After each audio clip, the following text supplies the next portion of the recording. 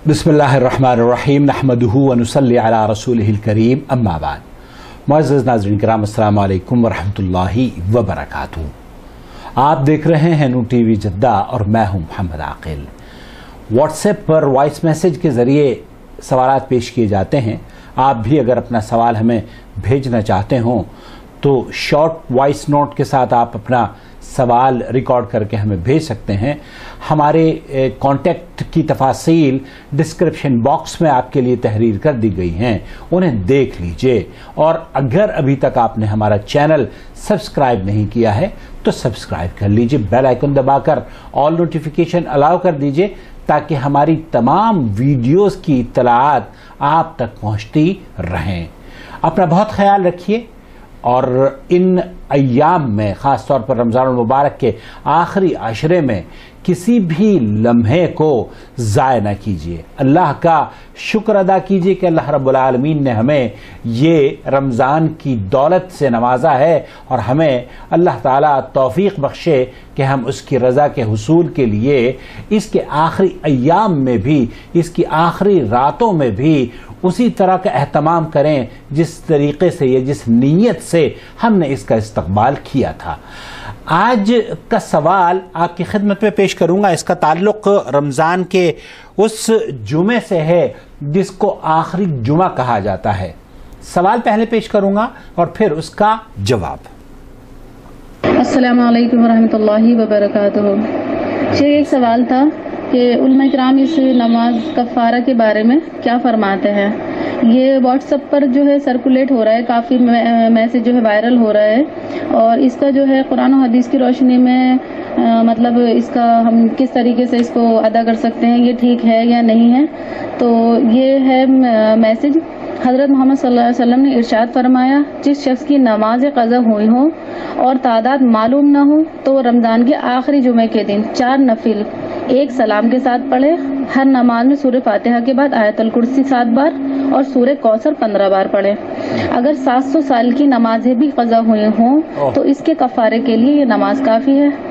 ये कीमती तोहफा रमज़ान के आखिरी जुमे से पहले पहले तमाम मुसलमानों तक पहुँचाने में हमारी मदद करें। सदका जारिया की नीयत से शेयर करें। जज़ाकल्लाहु खैर। शेख, जो है ये मैसेज था तो आप मुझे इसकी हकीकत बता दें ताकि जो है दीन के लिहाज से सही रहनुमाई हासिल कर सकें लोग, और जो है इसका मसला क्या है। जज़ाकुमुल्लाहु खैरन कसीरा। अस्सलामु अलैकुम वरहमतुल्लाहि वबरकातुहू।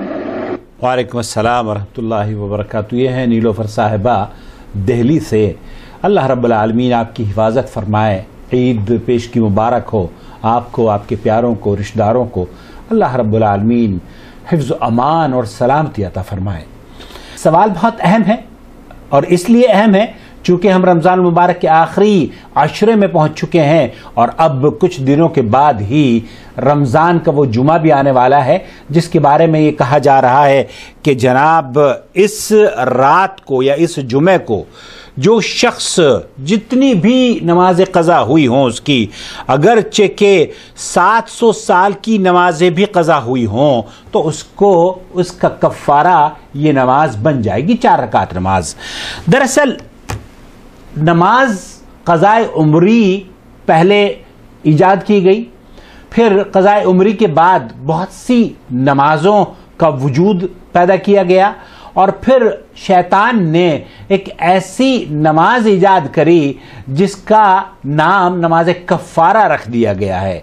ये नमाज कफ़ारा, इसकी क्या हैसियत है, आइए मैं आपको लेकर चलता हूँ समाअत शेख मोहम्मद बिन सालेह अल उसैमीन रहमतुल्लाह अलैह की जानिब।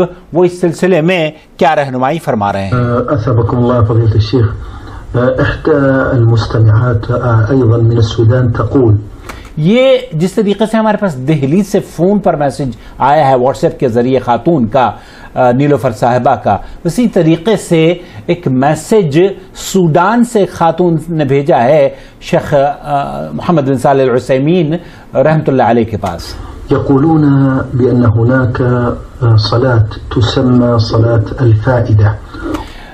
कह रही हैं कि हमारे यहाँ एक ऐसी नमाज मुतारिफ की गई है लोगों ने जिसको हम नमाज फ़ायदा के नाम से जानते हैं। वह 100 रकात। ये एक 100 رکعتیں ہیں. وقيل 4 ركعات.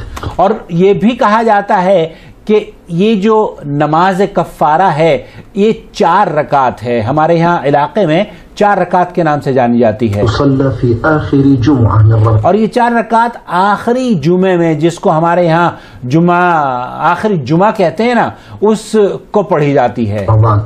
هل هذا القول صحيح يا فضيلة الشيخ أم أنها بدعة؟ هل هذا القول صحيح يا فضيلة الشيخ أم أنها بدعة؟ کیا سماحت الشیخ سے پوچھا جا رہا ہے کہ یہ قول صحیح ہے یا یہ بدعت ہے؟ هذا قول ليس بصحيح. نعم. شیخ نے مختصر طور پر آپ کو جواب دیا ہے کہ هذا قول ليس بصحيح، یہ صحیح قول یا صحیح بات نہیں ہے. وليس هناك صلاة تسمى صلاة فائدة. اور وہاں دین اسلام میں کوئی ایسی نماز نہیں ہے جو مسنون ہو، جس کو صلاۃ الفائدہ کے نام سے جانا جاتا ہو. وجميع الصلوات فوائد. تمام نمازوں کے جتنی بھی صلوات ہیں، تمام عبادات کے فوائد ہیں. وصلاة الفريضة أفيد الفوائد. اور جو فرض نماز ہے اس کے تو بہت زیادہ، بہت کثیر اللہ کی فضیلت اور اس میں بہت انعام ہے. لأن جنس العبادة إذا كان فريضة فهو أفضل من نافلتها. کیونکہ جو عبادت کی نوعیت ہے وہ اگر فرض کی نوعیت ہے تو نفل عبادات سے زیادہ فضیلت والی ہے، زیادہ افضل ہے. لما ثبت في الحديث الصحيح. کیونکہ اللہ کے رسول صلی اللہ علیہ وسلم سے یہ بات صحیح حدیث میں ثابت ہے. أن الله عز وجل يقول ما تقرب إلي عبدي بشيء أحب إلي مما افترضت عليه. اللہ رب العالمین، یہ حدیث قدسی ہے کہ اللہ رب العالمین یہ فرماتا ہے کہ میرا بندہ مجھ سے جو قربت حاصل کرنے کے لیے اعمال کرتا ہے، وہ ان میں سے سب سے زیادہ مجھے وہ چیزیں عزیز ہیں، وہ عبادات عزیز ہیں جو کہ میں نے اس پر فرض کی ہیں، جو اس پر میں نے واجب کی ہیں، جس کا میں اس سے سوال کروں گا. ولأن الله أوجبها وهو دليل على محبته لها. اور کیونکہ اللہ رب العالمین نے اپنے بندوں پر یہ فرض کیا ہے، یہ واجب کیا ہے، تو اس کا مطلب یہ ہے کہ اللہ رب العالمین کی یہ محبت ہے اپنے بندوں سے، اور وہ یہ چاہتا ہے کہ یہ فرائض ادا کر کے اللہ کا تقرب حاصل کر لیں.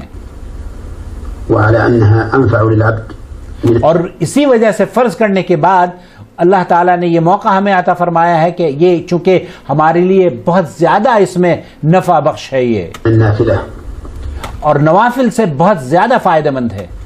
ولهذا ألزم بها. اور یہی وجہ ہے کیونکہ اس میں فائدہ زیادہ ہے. نفل کی بنسبت اگر اس کو کمپیئر کیا جائے کہ نفل افضل ہیں یا فرائض میں زیادہ فائدہ ہے، تو فرائض میں زیادہ فائدہ ہے، اسی لیے اللہ تعالیٰ نے ان کو فرض کیا ہے. لمصلحته. اور یہ ہماری مصلحت کے لیے اللہ رب العالمین نے ہم پر فرض کیے ہیں تاکہ ہم اللہ کو راضی کر سکیں. بما يكون فيها من الأجر. کیونکہ اس کا اجر بہت ہے. فكل الصلوات فوائد. ہر نماز، جتنی بھی نمازیں ہم پڑھتے ہیں، اس سے قطع نظر فرض نماز میں یقینی بات سے زیادہ فائدہ ہے، لیکن نوافل میں بھی بہت سے فوائد ہیں. ہر نماز فائدے سے بھری ہوئی ہے.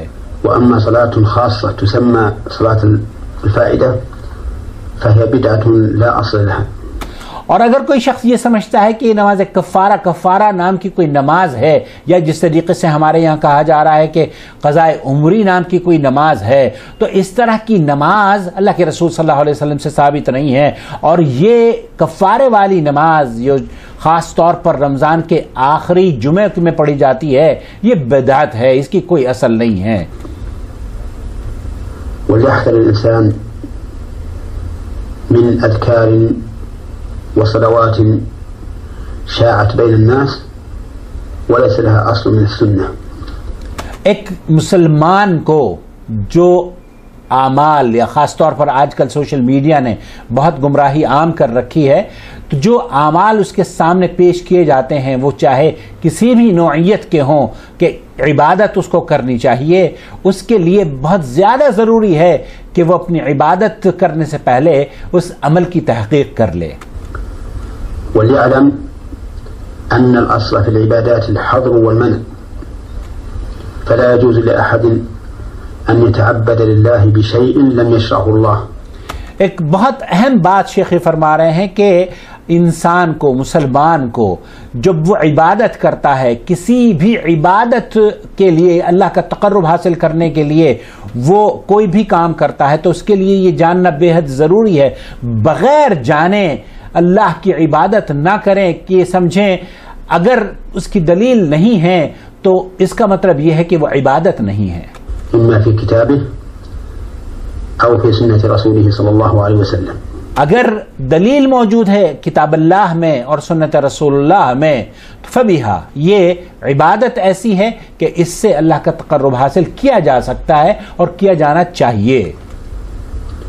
ومتى شك الإنسان في شيء، اور اگر آپ کو کسی چیز میں شک ہو جائے کہ یہ صحیح ہے یا غلط ہے، جیسے کہ آج کل بہت سارے میسیجز سوشل میڈیا پر آتے ہیں، ہر میسیج یہ کہتا، وہ پکار کے چیخ کر کہتا ہے کہ مجھے دوسروں تک بھیجو، اتنے فائدے آپ کو حاصل ہوں گے اور اتنا نفع آپ کو مل جائے گا.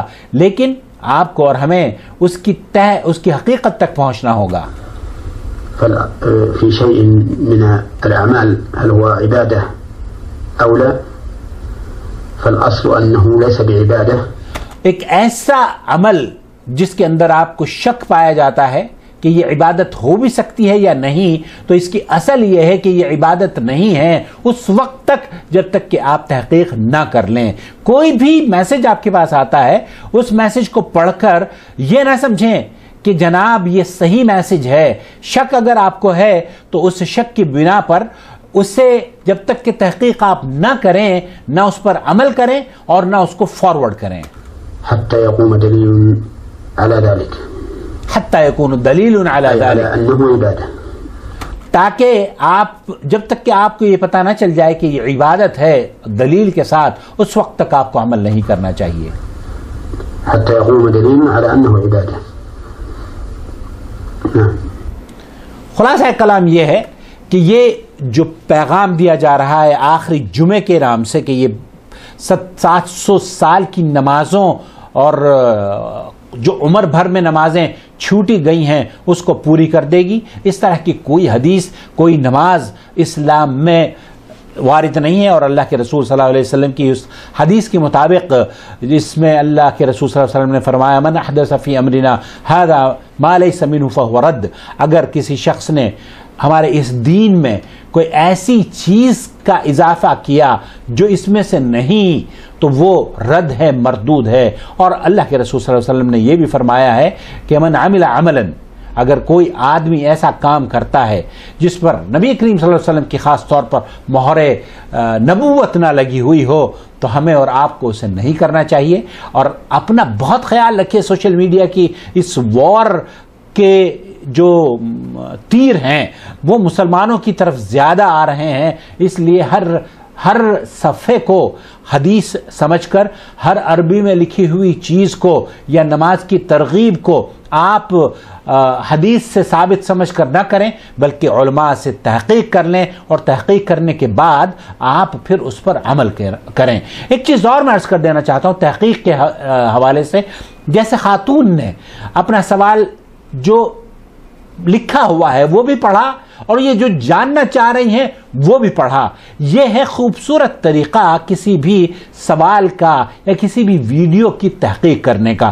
بہت سے لوگ ہیں ویڈیو بھیجتے ہیں آدھے گھنٹے کی، عاقل صاحب پلیز آپ اس کو دیکھ کر بتائیے گا کہ اس کی حقیقت کیا ہے. اس کا مطلب یہ ہے کہ میں 30 منٹ اس ویڈیو کو دیکھوں، اس کے شکوک اور شبہات کو جمع کروں اور پھر اس میں سے ایک ایک سوال نکال کر ایک ایک سوال کا جواب بھی دوں، تو گویا کہ یہ سارا کام میں خود ہی کروں.